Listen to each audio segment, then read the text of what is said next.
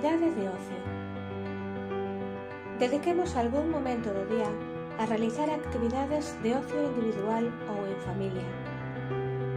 En cultura temos variadas opcións para gozar do tempo de lecer e hai moitas propostas dende o noso propio concello. Podemos escoitar música e cantala e tamén tocar un instrumento, ver películas ou as nosas series favoritas, ler algún artigo, revistas de moda, periódicos da nosa interese ou algún libro. Hai moitas editoriais e autores que permiten descargar as súas obras literarias de balde. Dedicar tempo a xogar en solitario, en familia ou incluso coa veciñanza a través dos balcóns. Gozar de visitas virtuais aos museos. E tamén facer unha ampla gama de cursos e charlas online gratuitos.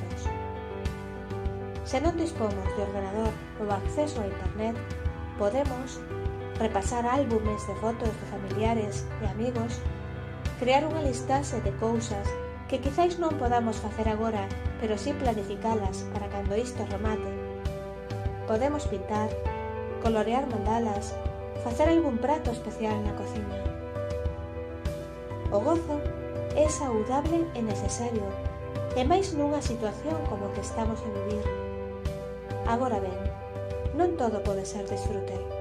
Cando un dedica todo o día a actividades de ocio, estas deixarán de ser gratificantes.